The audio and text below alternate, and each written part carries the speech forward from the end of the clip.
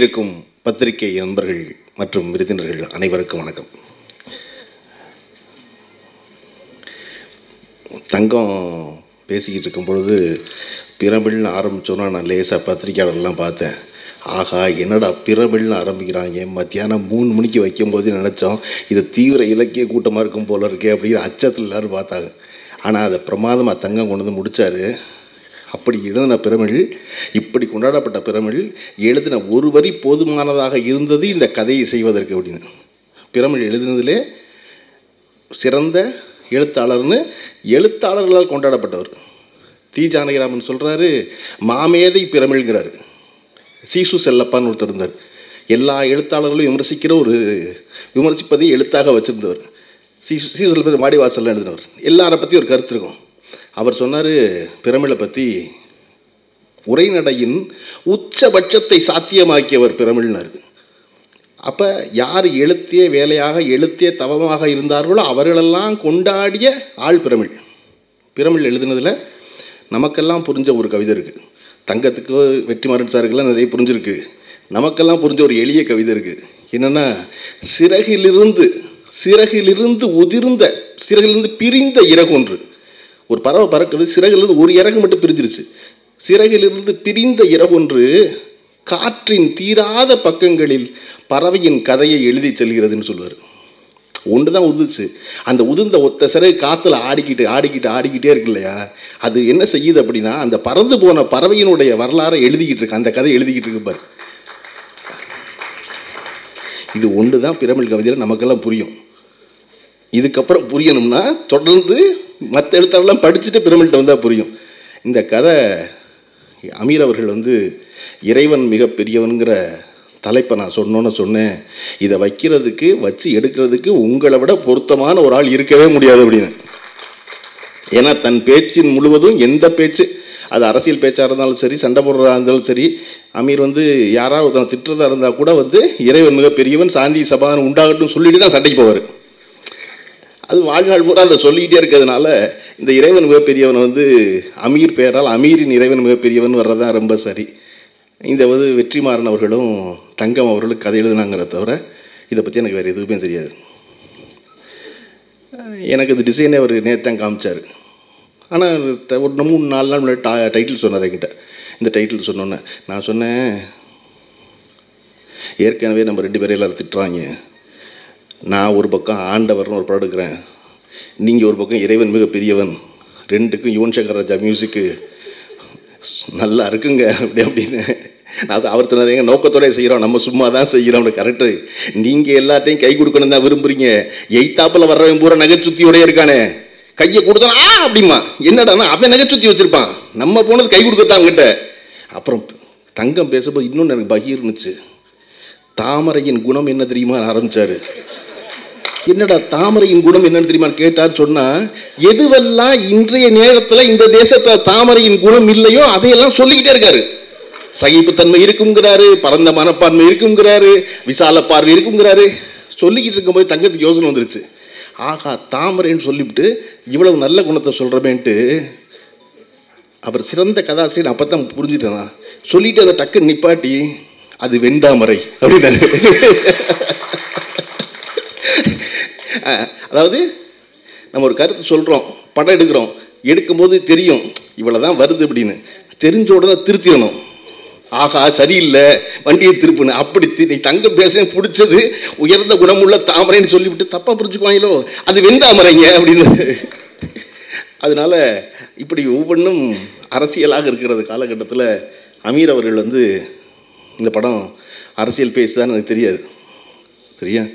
ஆனால் நாம் எல்லோரும் நம்ப வேண்டிய ஒன்று, இறைவன் என்பவன் பொதுவானவனாக இல்லையாங்கிறது இல்லை. அது அப்புறம், அதுக்கு முன்னாடி இங்கே இருக்க மனுஷன் ரொம்ப பொதுவானவன். எல்லாரும் ஒன்று, எல்லாரும் சமம், எல்லாரும் ஈக்குவல் அப்படி நினைக்கும்போது தான், நினைப்பதை சொல்ல வேண்டிய முக்கியமான காலகட்டத்தில் இருக்கோம். அதை அதான் கலைஞர்கள் சொல்லணும் சொல்லிட்டுருந்தாங்க. இதை செய்ய வேண்டிய பொறுப்பு இன்றைக்கி இந்த கலைஞர்கள் இருக்குதுன்னு நான் நினைக்கிறேன். எல்லாருக்கும் அதை வலுவான ஒரு குரலாக எதற்கும் அச்சமின்றி சொல்ல வேண்டிய பொறுப்பு இருக்குது. இந்த படத்தில் தங்கமும் வெற்றிமாறன் கதை எழுதுகிறாங்க. அமீர் அவர்கள் இயக்குகிறார். இது ஒரு நல்ல ஆரம்பம். தமிழ் சினிமாவில் எப்பொழுதும் இயக்குனரே கதை எழுத வேண்டியவராக, இயக்குனரையே திரைக்கதை எழுத வேண்டியவராக, இயக்குனரே வசனம் எழுத வேண்டியவராக இருக்கிற காலகட்டத்தில் அப்படி இல்லாமல் ஒரு சிறந்த கதை, எப்பொழுதோ கேட்ட கதை, அந்த கதை அவர் எடுக்கலை, படமானோன்னு அந்த கதை கொடுங்க நான் எடுக்கிறேன்னு சொல்வதும், இவர்கள் முன் வந்து நான் எடுப்பதை விடவும் அமீர் எடுப்பதான் இந்த படம் சரியாக இருக்கும் அப்படின்னு சொல்கிறது. ஏன்னா இந்த தலைப்பு வந்து வெற்றிமாறன் வச்சிருப்பாரான்னு தெரியல, அவர் வச்சது மனசில் வச்சது இந்த கதைக்கு வெற்றியோட தலைப்பு தான். ஓகே, அப்போ வெற்றியுடைய தலைப்பு அமீரின் பெயரோடு சேர்ந்து வரும் பொழுது அதுக்கு கூடுதல் அர்த்தம் வந்துடுது, இல்லை அடர்வு வந்துடுது இல்லையா? வெற்றிமாறனின் இறைவன் மிகப்பெரியவன் சொல்லதை விடவும் அமீரின் இறைவன் மிகப்பெரியவன் சொல்லும் பொழுதுதான் ஈத்தாப்ப சுவாரஸ்யமாவான். பத்தியா, அமீர் நோக்கத்தோட ஏங்க எல்லா டேரக்டரும் பேரை கீழே போடுறான், இறைவன் மிகப்பெரியவன் அமீர்னு போட்டு ஆகாதா? என்ன அமீரின் இறைவன் மிகப்பெரியவன், அப்ப ஏன் இறைவன் மிகப்பெரியவன் இல்லைன்னு ஆரம்பிப்பான். இதுதான் இன்னைக்கு இருக்க சிக்கல். நீங்க ஒன்று சொன்னீங்கன்னா அதை ஒரு ரைட் சென்ஸ்லேயே புரிஞ்சுக்காம அவன் சம்பந்தம் எல்லாம் இன்னொரு பக்கம் திரும்பின்னு கேள்வி கேட்பான். நீ ஏன்டா கேள்வி கேட்கறத பத்தி, அது அவர் எடுக்கிற படம் எல்லாரும் சொன்னா பார்த்தீங்களா எங்களெல்லாம் கேள்வி கூடாங்கிறா இவங்க அப்படி ஆரம்பிப்பான். இப்படி நாம் என்ன கேட்கிறோமோ என்ன சொல்கிறோமோ அதை மிகச் சரியாக இன்னொரு திசையில் திருப்புற வேலை செஞ்சுட்டே இருப்பான். ஆனால் வெகுஜனத்துக்கும் பேசுகிறவருக்கும் ரசிகனுக்கும் படைப்பாளிக்கும் அந்த குழப்பமே கிடையாது. அவனுக்கு கிளியராக புரியுதான் நான் நம்புகிறேன். இப்போ ஒவ்வொருத்தரை பற்றி அவர் முடிவு பண்ணி வச்சுருப்பான்ல. இப்போ அமீரும் நானும் தனியாக 3 மணி நேரம் பேசிக்குவோம், அமீர் வெற்றிமாறன் தனியாக 6 மணி நேரம் பேசிக்குவாங்க. ஆனால் நானும் வெற்றிமாறன் 6 வினாடி கூட பேசுனதில்லை. இப்போ நிகழ்ச்சியில் பார்த்துக்கிறதோட சரிதான். அது நோக்கம் இருக்கான நோக்கம்லாம் ஒன்றுமே கிடையாது. நான் எப்பொழுதும் யாரிடமும் தொலைபேசி எதுவும் பேசுறதில்ல. ஆனால் எங்கே பார்த்தாலும் வெற்றிமாறன் நான் விட்ட இடத்துலேருந்து ஆரம்பித்த மாதிரியே ரொம்ப நான் மாஸ்க் போடுறது உள்ளே வந்தோன்னே நிக்கில் வந்து ஃபோட்டோ எடுக்கணும் எல்லாரும் மாஸ்கையும் கழட்டிட்டாரு. நான் கலெக்டின மாஸ்க் கீழே விழுந்துருச்சு. சரி மண்ணில் விழுந்துருச்சு, இன்னி இதை எடுத்து மூக்கில் போடக்கூடாதுன்ட்டு ஓரம் பண்ணிக்கிட்டு இருந்தேன். வெற்றிமாறன் வந்தோன்னே கூடுதலாக தள்ளி போனேன். நிக்கில் என்னை கூப்பிட்டு இழுத்துக்கிட்டதையோ ஈரியா அவர் பார்த்தோன்னே மாஸ்க் போடல திட்டுவார், அவர் மாஸ்க் எடுத்து வர சொல்லியிருக்கேன் அப்படின்னு. ஏன்னா கொரோனா முதல் அலை இருந்துச்சு பாருங்க, அப்போ இருந்து எனக்கு தெரிஞ்சு தமிழ் சினிமாவில் இந்த மாஸ்கை கரெக்டாக போட்டுருக்க ஒரே ஒரு ஆள் வெற்றிமாறன் தான். அதில் இப்படி மாஸ்கை போட்ட ஆட்களில் நாங்கள் எல்லாரும் இருந்தோம்ல, முதல்ல கொரோனா வந்து பாதிக்கப்பட்டவர் வெற்றிமாறன் தான். அதுக்கப்புறம் தான் எங்களுக்கு எல்லாம் வந்துச்சு. உங்களுக்கு வரலையா? ஓகே, நல்லதுதான். அப்போ மாஸ்க் காப்பாற்றிருக்கு. முதல்வர் மு.க. ஸ்டாலின் சொல்கிற மாதிரி அடுத்து வெற்றிமாறன் தைரியமாக சொல்லலாம், முகக்கவசம் உங்களை பாதுகாக்க அவசியம் போட்டுங்க அப்படின்னு. இந்த படம் கதாசிரியர் அடுத்து யுவன் சங்கர் ராஜா இசை என்பது தொடர்ச்சியாக அமீரும் யுவன் சங்கர் ராஜா அவர்களும் எல்லா பாடல்களும் வெற்றி பாடல் கொடுத்தவங்க.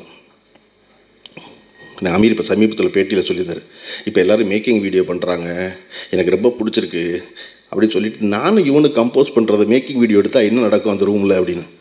ஏன்னா எப்பொழுதும் யுவன் சங்கர் ராஜா இந்த பக்கம் திரும்பி வாசிக்கிட்டே இருப்பாரான், அந்த பக்கம் திரும்பி அமீர் உட்காந்து அதை கேட்டுக்கிட்டே இருப்பாரான். 2 பேருக்கு பேச்சே இருக்காதான். நடுவில் ஒரு தடவை திடீர்னு நிப்பாட்டி, ஜி இப்போ ஒன்று வாசிக்கல அதை வாசிங்க அப்படி பாரு அமீர். அவன் இவன் வந்து வாசிட்டு இதுவா அப்படி பாரு, இது இல்லை இதுக்கு முன்னாடி ஒன்று வாசிங்களே அது அவன் வாசிச்சோன்னே இதுக்கு அப்புறம் அப்படி வரான். அவராக இவன் யோசிச்சு காலையிலேருந்து வாசிக்கிட்டு இருக்கோம், ஒன்றத்தையும் கேட்காம இப்போ திடீர்னு அதை வாசிங்கன்னா எதை வாசிக்கிறது அப்படின்னு வாசிச்சோன்னா அந்த பீட் ரொம்ப நல்லா இருக்குங்க அப்படின்னோடனே இவனுக்கு புரிஞ்சிருவான், ஓ இப்போ இது பிடிச்சிருக்கு போல இருக்குது அப்படின்ட்டு. அதை ஒட்டி முன்னும் பின்னுமா ஒரு ஒழுங்கு இருக்குல்ல. இப்போ எனக்கும் அமீருக்கும் மியூசிக்லாம் சுத்தமாக தெரியாது. அமீருக்கு தெரியுமான்னு தெரியலாம், சேர்த்து சொல்லக்கூடாது, எனக்கு சுத்தமாக தெரியாது, அமீர் சொன்ன மாதிரி தெரியும். அப்போ எங்களை போல தெரியாதவர்களுக்கு வேலை செய்கிறது ரொம்ப கஷ்டம். மியூசிக் டைரக்டர் ஒன்றும் சொல்லவும் மாட்டேங்கிறாங்க, ஓகேவானு தெரியல அப்படின்னு.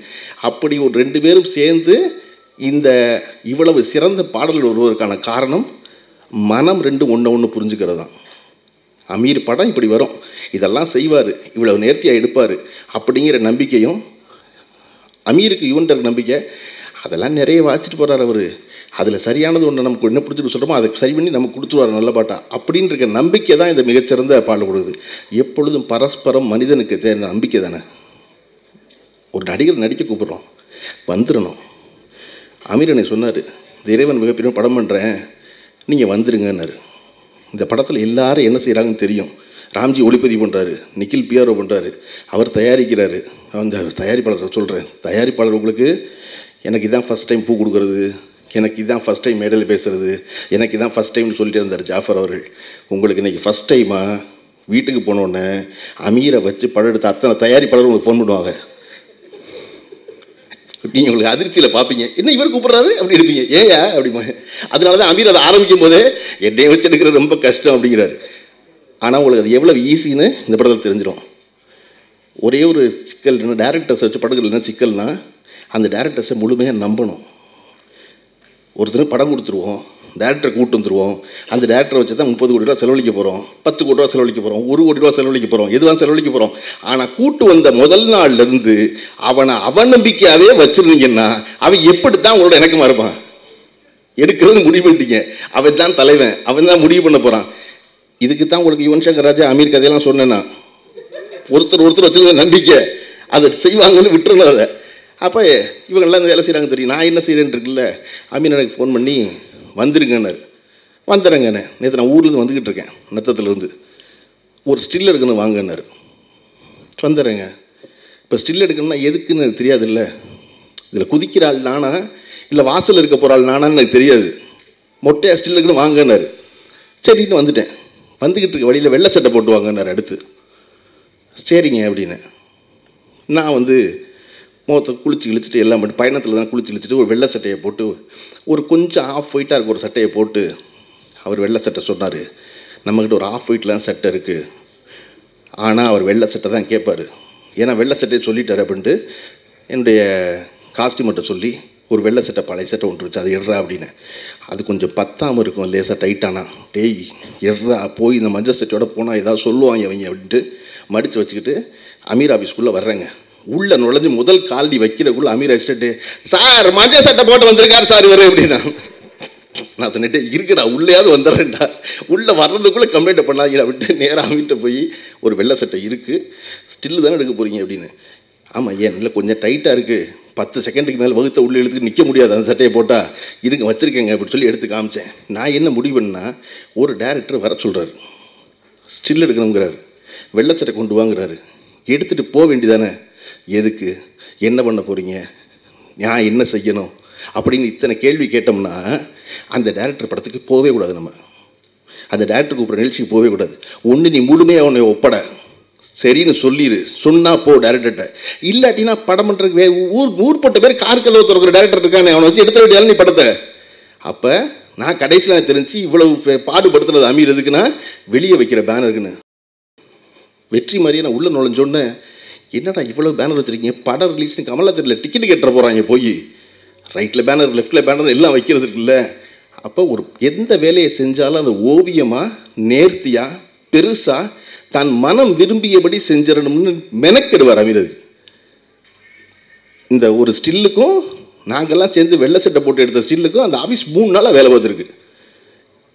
எல்லோரும் ஒரே வெள்ளையில் இருக்காங்களா, எல்லோரும் ஒரே இட்லிக்கு வச்சுருக்காங்களா, வேறு பக்கம் ஸ்டில் வைக்கிறோமே, ஒருத்தர் ஸ்டில்லை சின்னதாக வச்சு ஒருத்தர் ஸ்டில்லை பெருசாக வச்சு விட்டா வருத்தப்படுவானே, இதுவெல்லாம் ஒரே அளவில் இருக்கா இப்படின்னு இந்த வேலை பார்க்குறது இருக்குல்ல. இதில் தொடங்குறதுனால தான் இந்த டேரக்டர்ஸ்லாம் படம் எடுக்கிறதுக்கு 8 மாதமும் 1 வருஷம் ஆகுது. அப்போ இதை நேர்த்தியாக இதை போல் இந்த விழா தொடங்கிய நாளை போலவே இந்த படம் முடியும் நாளும் மிகச் சிறப்பானதாக இருந்து உங்கள் எல்லோருக்கும் அமீர் தொடர்ந்து சொல்லி கொண்டிருந்தார், இறைவன் மிகப்பெரியவன், சாந்தியும் சமாதானம் உண்டாகட்டும்னு. நீங்களே முடிவு பண்ணி எந்திரிக்கிறீங்க பாருங்க, ஓகே இந்த பேச்சை முடிக்க போகிறேன், அடுத்த ஆளுக்கு ஃபோக்கஸ் பண்ணுவோம்னு. அந்த மாதிரி இந்த படம் அமீர் ஒரு சிறு இடைவெளிக்கு பிறகு இவ்வளவு உற்சாகத்தோடு படம் இயக்கிறப்பில்ல. எப்பொழுதும் ஒரு டைரக்டர் நடிக்க போகிறது, மியூசிக் டைரக்டர் நடிக்க போகிறது, அவர் இந்த வேலையை பார்க்குறாரு, அவர் அந்த வேலையை பார்க்குறது, ஏகப்பட்ட வேலை நடந்துக்கிட்டே இருக்கும். இங்கிலீஷில் பிரமாமன் செய்யும் கொண்டு கரெக்டாக வழி தெரியல. All directors want to be producers, producers want to be actors, actors want to be directors, but none of them are சாட்டிஸ்ஃபைடுன்னு. அந்த மாதிரி இயக்குனராக இருக்க ஒருத்தர் நடிக்க போகிறாரு, பல படம் நடிக்கிறாரு. ஆனால் மீண்டும் நான் அமீர் முகத்தில் பழைய இந்த உற்சாகத்தை எப்போ பார்த்தேன் அப்படின்னா, இந்த படத்தை நாளைக்கு அறிவிக்க போகிறோம், மறுபடியும் அமீரின் இறைவன் மிகப்பெரியவங்க படம் வரப்போகுதுங்கிறது தான் அவ்வளவு உற்சாகம் ததும்ப இருந்தது. எப்பொழுதும் மனம் என்ன நினைக்குதோ அது முகம் காட்டும்ல.